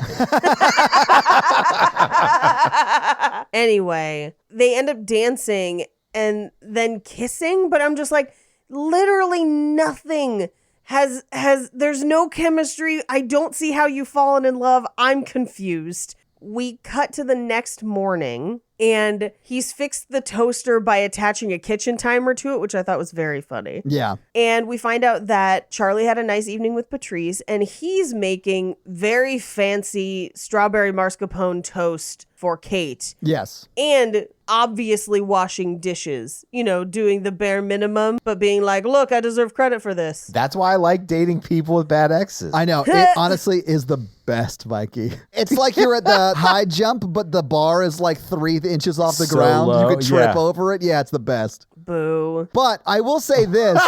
Paige is I like- blame Brecken Meyer for this because Brecken was like, don't start the dishwasher until she starts to come out of the bedroom and then start the dishwasher so you get credit for it. Right. He's setting bad examples is all I'm saying. Oh, man. So, she cries over the toast, which, like, relatable. I have made some good-ass toasts in my time. I don't think any toast is worth crying over. I mean, maybe not crying, but I have made this sound. Oh, my God. And then you had some toast coitus? No, this was just from the toast Oh, itself. okay. All right. I think you can understand my confusion, though. It was like my mouth got dicked down by that toast. She's a very loud eater, but a very quiet person in sexual relationships. Yeah, just that's the sex noise. It's the food noise. So he says, what should we do today? She takes him sunglass shopping. She makes fun of him for the way the sunglasses look on him. I've been there. And she takes him to, they walk past his old house and they go in. And I think it must be some sort of community center, historical building or something now, because they're able to just kind of walk through it. And he pulls out a mantelpiece where there's a secret drawer and he finds his mother's ring and a bunch of stuff that he didn't want his uncle to touch. And at that point, she's like, wait, how did he know this was here? Like, he must not be lying, basically. Yeah. And also, her reaction to the fact that he actually is from the past is just like, oh, okay, cool. Yeah, not just like, we got to find a time sock stat. Yeah, she's very nonchalant about the whole thing. It was wild to me that she didn't lose her fucking mind right here. Here's where I would have rewrote this movie. 1, they would have had more moments together. 2, he was hiding wealth from his uncle, so when he came forward, there was a bunch of diamonds in there, and then he could start his new life in the future as a rich man. I don't hate that. Yeah, I don't hate that. Yeah, I was going to say, or cash them into future money and then take that money back or something. But like, yeah, but some way to, yeah, that makes sense. Yeah. Because I would have preferred he stayed in the future also. But then elevators. Anyway. Ugh. Elevators would have been invented eventually. What if he was just a bad inventor? Like a historically bad inventor and didn't invent anything of consequence so that nothing we care about breaks. The whole elevator thing is dumb. Like, he could have just been a regular Duke. Yeah. Anyway, she asks, like, do you miss where you're from? And he's like, I miss the pace because it was slower. And they're like, looking at the bridges. It's this very sweet moment, and he kind of like kisses her hand, and we cut to them on the fire escape watching her neighbor and his whole breakfast at Tiffany's evening routine. Yeah, where he listens to that song and then at midnight he turns it off and goes to bed. Yeah. Yeah. And she basically is like, I don't want this weekend to end, like, because this was good and we're going to have to go back to work and we have to film your commercial. So she starts to fall asleep. He almost asks her to marry him, which again, after one date. Yeah, they literally had a dinner with a violinist that I guess was doing this for free because no one paid him. No, he just hired him off the street. With what money, Paige? I don't know. Rubies? I don't know. I guess Stu's going to come back and be like, where's my sock drawer? Hundreds. Yeah, who knows? Yeah, there's no money in this movie. Yeah, we never see that transaction. Anyway, but like they spent that dinner, breakfast, and then sort of the rest of the day together, and that's it. That's it. And he kind of carries her to bed, tucks her in, and kisses her and goes to leave. And this is where she says, stay, and they spoon fully clothed. Yeah. We cut to the next day where they're filming the commercial. And as part of the commercial, he has to take a bite of the farmer's bounty. And he's like, this is terrible. Which, first of all, it's not that bad. Well, I mean, you don't know how bad Farmer's Bounty is. Wait, is Farmer's Bounty real? No. No, but just like vegetable spreads in general aren't the worst thing on earth. I think he's overreacting. Especially for someone who has the palate of someone who came from 1876. Like, he probably had a pretty refined palate. I mean, like, royalty being picky, I can't believe it. That's not a bad time for food. I watch, this weird plug. I watch a YouTube channel called Tasting History with Max Miller because I have weird hobbies. And it's really fascinating some of the things that they used to do for flavor profiles back in the day, where they would think that certain things tasted really good that are not the types of flavor combinations we would have today, but like people go through phases of the flavor combinations they like. Yeah. But it's very fascinating. okay, fair enough. But like, I don't know. I just thought it was weird that he like picked this hill to die on. Yeah, well, at this point, I was like, they're breaking up over margarine, and this is insane. Yeah. But essentially, they're breaking up because he's like, this product is bad, and you don't have a problem making a commercial for it. And I'm like, yeah, have you seen what rent in New York costs? Like, what? It was a very elitist attitude towards life. Yeah, absolutely. Yeah. My honor is worth more than your ability to provide yourself a life. Yeah, exactly. And she's like, I'm tired and I need a rest, and if I have to peddle pond scum to get it, then so be it. That's not her fault. Like, it's not her fault that she has to make money. You know, like, I don't know. It made me very mad. How about you, Mr. Industrialization? Maybe you could have made changes in your time that would have made this more palatable existence, but no. But then they have this conversation of like, I don't think we can make this work because you're from the past. It's like this whole. I mean, that's a more valid conversation. I would say it's a more valid conversation, but we just spent twice as much time on butter, which is like. Yeah. Paige, the first thing you got to know is that they're not really arguing about butter. They're really arguing about I'm from the future past. Yeah. No, I know. I mean, it's the principle of the butter. Anyway, Stuart has been fully committed and no one cares. And we cut to... Yeah, no one is looking for Stuart. No one is looking for Stuart. No one's checking in on him. Nothing. And this is where he gives that monologue to Gretchen, the orderly, and it's so good it inspires tears. This is Liev Schreiber giving Oscar-level performances in this wild dog shit movie. It's so stupid. It's great, love though. I do love that he has to seduce his way out of a psych ward, and I do feel like that is something Mikey will have to do at some point in his life. Who's to say I haven't done it? Mike, you could just clock out. Like, My shit's protected by hippos, all right? I think it's pronounced HIPAA, Mikey, HIPAA. he's the doctor. I think he'd know better than you. Oh, of course. Yeah, no, you're Yeah, right. Dr. Hippo. Yeah. He's real Dr. Hippo hungry. from the Hippo department. I know my rights. Yeah, Mikey's never had a Hippo violation. They kill like 64 people a year, not Mikey. Yeah. Not me. I've never violated a hippo in my life. I can confidently say that. I'm an idiot. I'm just like a big idiot. I know, and it's why I love you so much. Like a hippo. King Potato will have hippos in his menagerie. Menagerie? What word did you just say, Mikey? I've only read that word. It's menagerie, right? Menagerie. King Charming Potato will only have hippos in its margarine. Margarine. My margarine is made out of hippos. I feel like I'm having a word association day. Mikey's having a word casual acquaintance day. We're like, anyway, so Gretchen helps him escape, and he leaves the treatment center. Kate goes back to work, and she finds out she's getting the job. Meanwhile, Stuart gets back. He and Leopold walk along the bridge, and essentially he gets Leopold back to the past. Yeah. Kate calls Stuart and is just like, I got the job. Leopold, please pick up. I miss you. And Stuart gets the message. Charlie comes over and says, where's Leo? And he says to Charlie, he went home. But what we also see is that he's developed all the photos of the stuff that he saw while he went to the past. And Charlie sees them and goes, oh, he was for real. And then notices something in a photo and hands it to Liev Schreiber and is like, look at this. Oh my God. And we realize that, I mean, I immediately know, like, she's clearly in the photos. That has to be what it I is. think you're supposed to realize it at that point, but it sort of ties to a conversation that Hugh Jackman and Liev Schreiber have right before Hugh Jackman goes back to the past, where it's like, hey, you may see me there. Don't chase me. Yeah. Like, I'm there. Things may change, you know? So, like, Right. he goes back, and then I think that sort of references these pictures. Right, exactly. Because now she's in the photos. Now she's in the photos. Oh my God. And he kind of relives part of that day.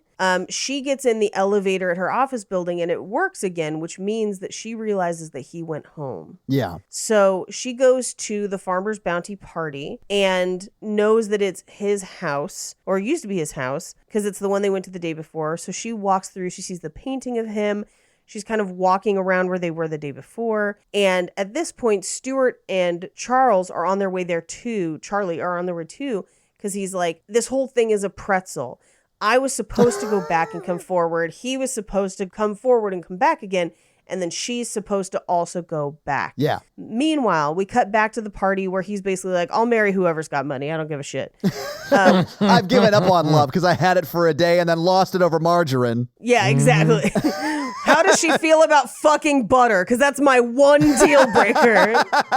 I'm going back to a time where margarine has not been invented yet. Or as I call it, modern day Mikey, where the only thing I have now is I want us to use real butter. Give me that Kerrygold, bitch. That President. Butter's actually not the best lube, Mikey. It's not a good lube at all. You should not use butter as lube, 100%. Why would I waste butter on sex when Thank I could you. have butter on On toast, and it's just as good as sex? Yes.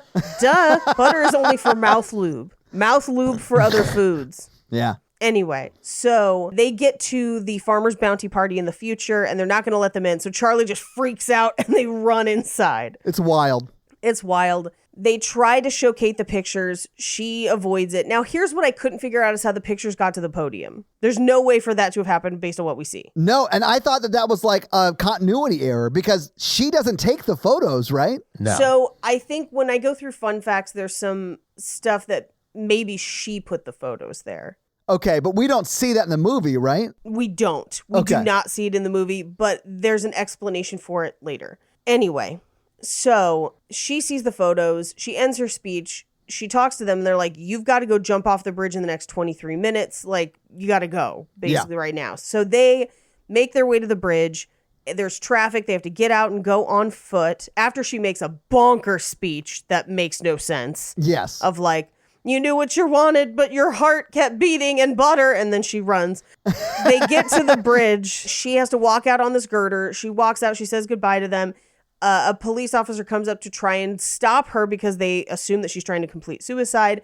They turn and she is gone. I do think had this been Mikey, because he has a lot of experience and stuff like this, he could have fully talked Meg Ryan into not like going back in time to be with. Yeah, I'd be like, why would you want to go back to the 1700s? Oh, wait, you don't like to vote? It's the 1800s, but also, Right.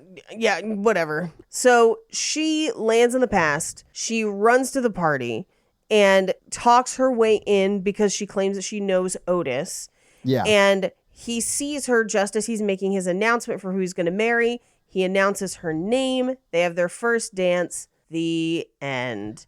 And that's the movie. And the ending is terrible. It is. The best part is just Christian Shaw's upset face. Yeah, just like, what? Yeah. She's like, but I have the money. So having seen the movie, having talked about the movie, what do you guys think about Kate and Leopold? Did not like it as much as I liked it in childhood. I will say Hugh Jackman is extremely charming. And their date, this sounds terrible, if it didn't involve her, their date is very charming. But they don't spend enough time together in this movie. No, they do not. To really seem to develop any sort of rapport or relationship. She is mean the whole time for no reason other than I think they just try to characterize her as career woman equals mean, which I find really reductive. Yeah. And they seem to have a pretty reductive view of femininity in this movie. So yeah, not a fan. I think this movie would be better without a love story, and it just was a time travel movie. I feel like you could still make a good love story with this movie. You just have to make her more likable. And here's the thing, it's Meg Ryan. We know she can be likable. It's not her problem. It is a way the character is written problem. And it's wild. It's bonkers that they write her so unlikable and give them so little time together and then still try to pass it off as a love story. Yeah. I honestly am not a fan. It was sort of boring for as bonkers a premise. Like the first 10 minutes, I was like, oh, this shit's gonna be nuts and I love it. And it just wasn't after that. It was sort of boring after that. Yeah, and there's so much more they could have done with the fish out of water element and her helping him through that. But the reality is the bulk of the things that he experiences as a quote unquote fish out of water don't happen with her or around her. No. Like they are separate for huge sections of the movie. And I feel like if you got rid of Charlie and did something to kind of pull Stewart out of the picture a little bit, then the two of them are experiencing that fish out of water scenario together a lot more. And that would bring them together kind of a little more like Splash. Yeah. Even though I know Splash is also a weird pull. Or Mannequin.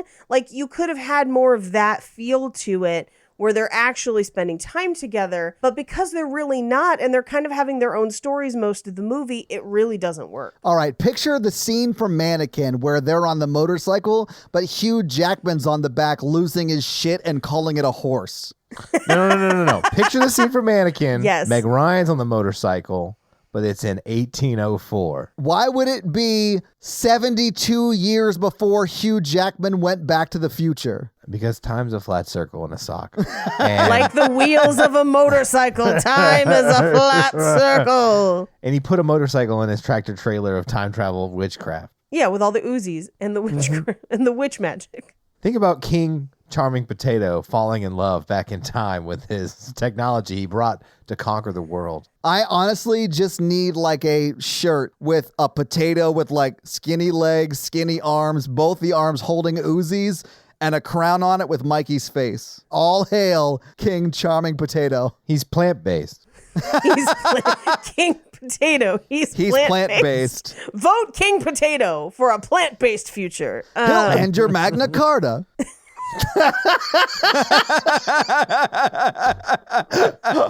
I ain't gonna get tricked into some war for the new world. We ain't going over. Just give them those states. They're gonna fuck up their own shit anyway. They were technically colonies at the time, but yeah. I mean, they were stolen land. I mean, technically they were, but not from England. Do we want to get some plant-based fun facts? Yeah, can you hit us with your fun facts? Plant-based fun facts. So, money-wise, This movie looked expensive. this movie does look expensive, but their apartments are realistic size for the most part. And Yeah, they do seem small. messy and small.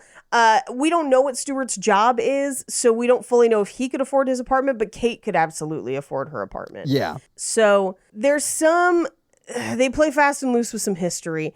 But Hugh Jackman did take etiquette lessons from the etiquette expert who also trained all the actors for Sense and Sensibility and a couple other films, period films. Very cool. Yeah. Jane Austen's novel. Jane Austen's novel. But the Duke of Albany that Albany, New York is named after is actually the Duke of Albany in 1664. So it's a very different time period. Okay. He was a duke that had money, not like this scrub of a duke. Right. Trying to holler through the windows of time at Kate. Hanging out the side of his best friend's best carriage. friend's time travel device. I was going to say, hanging out the passenger side of the concept of time, trying to holler at me. So Hugh Jackman and Liev Schreiber would actually end up co-starring as brothers in X-Men Origins Wolverine. Because they have so much chemistry. Yeah, because the same guy who directed this would then also go on to direct Wolverine, and Logan. Oh, so no shit. He works with Hugh Jackman a lot. Wow. Okay. Wow, that actually checks out. Let's talk about the director's cut of this film, which is widely available. Is now, it? Yes, the director's cut of this film is 7 minutes longer than the theatrical version. Okay. That's not that long. Actually, that's very long. There's one key difference. The key difference is that in the beginning in 1876, they bump into Kate in the past. Oh, I sort of like that. They bump into Kate in the past, and there's an implication that Kate is a distant relation to Stewart. The idea being that Kate and Leopold together have children and their descendants are Stewart. It was cut from the film because people made the face that Todd is making right now, because that means that there's some very distant history incest going on. They were incesting for like 4 years, and they broke up. Like And they right broke before up. this movie started. 19 generations on. Yeah. But here's what's even weirder, because that's a very late version of the story. This screenplay went through multiple edits. In an early version of the screenplay, he's transported through time in an actual time machine developed by a group of scientists that included Kate. They then have a child of which he is unaware, What? and then reunite in the 20s in the middle. In the 1920s? Yeah, they pull a fucking Outlander I of love it. people and childs in different times. That's what I want when it comes to time travel Yeah. and romance. Yep, I want bonkersness. bonkersness. Now, here is a bonkers thing that you might not have noticed. The dress that she wears at the end of the film is a modern two-piece with a narrow profile. But then when she goes through time, her dress transforms into a period-accurate costume. I did which notice would that. also explain potentially Liev Schreiber having period-accurate costumes, but wouldn't explain why when Leopold comes back to the future, he is in old-timey clothes. And those are your fun facts. Well, thank you for those fun facts, Paige. Let's talk some box office. So what do you think the production budget for Kate and Leopold was in 2001? God, it looks expensive as all get I'm going to out. say 45. Okay. I'm going to say 50. You guys are on either side of it. It was $48 million. Damn.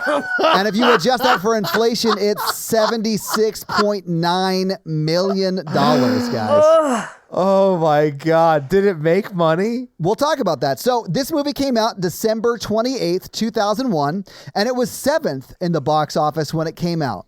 But it was, I bet it fucking slayed in the home market because everyone I knew loved this movie when it came out. Yeah, oddly enough, I don't have the whole market performance for this movie because it rarely tracked movies from that long ago. But let me talk to you about the movies that beat it, which is going to be a lot. So Lord of the Rings, The Fellowship of the Ring, it was its second week out, and it was number 1. Oh, yeah. Oh, my God. That beat everything. Yeah. And Ocean's 11 was number 2. Jimmy Neutron Boy Genius was 3rd. Ali was number 4. Vanilla Sky was 5.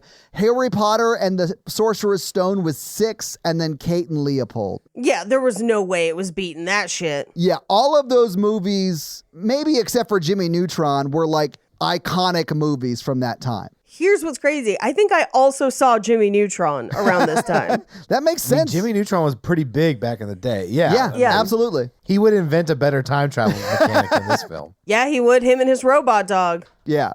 All right. So what do you think Kate and Leopold made in its first weekend out? First weekend out, I think it makes $8 million. Okay. More. I'm going to say 12. All right. It made $9.7 million in its first weekend out, which for a $48 million movie is not great. It went on to make a total of $47 million domestically, which is $1 million under its initial budget.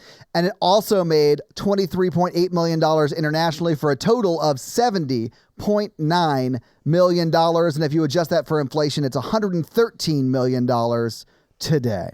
So it did make money, although if you budget in marketing, it probably didn't make much. But Paige, you're probably right. It probably did very well in the home market. Yeah, like everybody I know had that DVD. Yeah. So. Natalie has it. Yeah. So you're probably right. But that is your box office. Do you guys think they're still together? They have to be. I think they have She's to be unless trapped. she's going to jump off the bridge again. And not through a time sock. This is the real Bridgerton. Bridger time, Paige. Bridger time. I like to get home from work, crack open a bridge, and just enjoy Bridger time. Crack open a time. God dang it! You almost had it, Mikey. You almost had it. Enjoy a crack in time by cracking open my Bridger time. Cracking time. Damn you, Huey Lewis and the Ooze. Yeah, I think they're still together, but they hate each other and they can't get divorced. I agree. Yeah. I think she's 100%. trapped. I hate them. I like him. Don't so much like her. All right. So this week, Paige, you made us watch Kate and Leopold, and next week it's my turn. Yeah, what we got? I am picking a movie that I saw in theaters that I found so offensive at the time, and I want to remind you, I'm not religious, and it was still offensive to me. Oh, no. Okay. I am going to have you all watch the Ricky Gervais written and directed The Invention of Lying. Is that a rom-com? It is a romance comedy.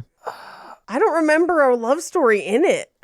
It's between him and Jennifer Gardner. Yeah. Yeah, it says comedy romance. I didn't think it was. I stumbled upon this movie and I was like, oh my God, I'm going to have to make them watch this.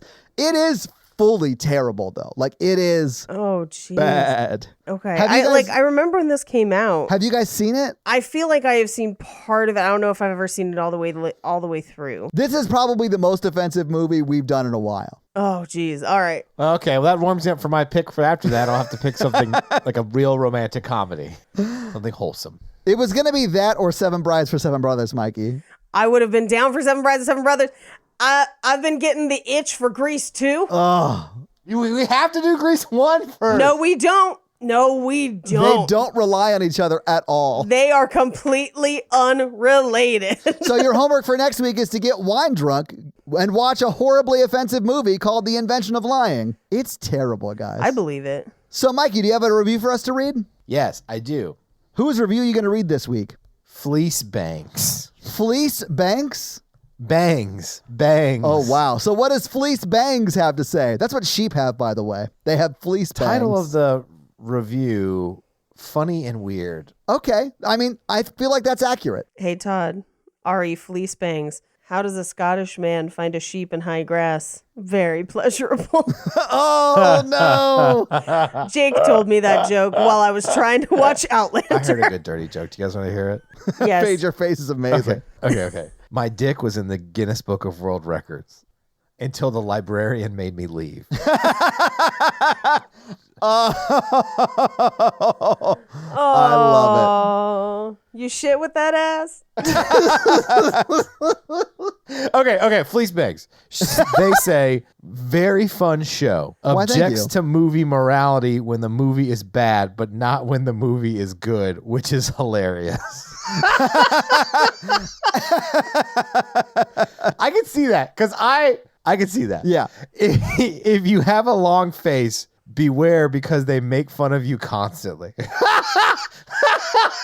My type. Oh, my Oh, yeah. God. Mikey, Guys. you need to find out who Fleece Bangs is because they are your type. For Panic Fest, I am putting together more rounds of teeth identification. Nice. Oh, God. Okay. Last sentence. Also, beware, I guess, if your dick is shaped like a vitamin water. Because we might give you a bit of a complex. Yeah. It's not like that. It's like the Wienermobile, but so much smaller. Why do you have a plastic bun around it? For protection. Yeah, for you. I'm He's Todd, what are you doing? responsible. I'm sorry. Yeah. He doesn't want to have mini corn dog nuggets if he's not ready. In my next serious relationship, I'm going to approach my significant other with my penis in a hot dog bun. Have you not done that yet? What are you doing with your life? No, I don't know what I'm doing with my life. I can't That's find a like, hot dog bun small enough. That's like fourth date shit. Do you need a Kaiser roll? What are you doing over there? I use King's Hawaiian typically. Todd's got more of a slider. It'll slider. Yeah, guys, if you like this power throuple that we have here on this podcast, make sure to check out our other podcast, The Horror Virgin. And that is the only other podcast that Mikey and I are on. But Paige gets around, and she is on 2 other podcasts, Black Card Rehab and Cult Podcast. So guys, definitely check out those because they're amazing. If you want to follow us on social, we are at Romancing the Pod Show Yes. on Instagram, and we are at something else on Twitter who I just have never taken the time to learn it. It's just Romancing Pod Show because they have a character limit and it's show SHO like Showtime. So guys, check that out as well. And if you want to follow us all individually, Paige is at Rampage Wesley everywhere, including TikTok, except for Twitter, where she is at Paige Wesley. Mikey is at MRandolph24, and I am at Todd J. Awesome everywhere. And guys, we got a P.O. box. So if you want to send us some love letters or whatever you might send to a P.O. box, it's actually not a P.O. box. It's like a regular street address. It's pretty awesome. It's 6688 Nolensville Road, number 108-34, Brentwood, Tennessee 37027. So send us some stuff. Yeah. That's going to be it for us, you guys. I'm Paige. I'm Mikey. And I'm Todd. And you complete us. To completion. Two sock, please.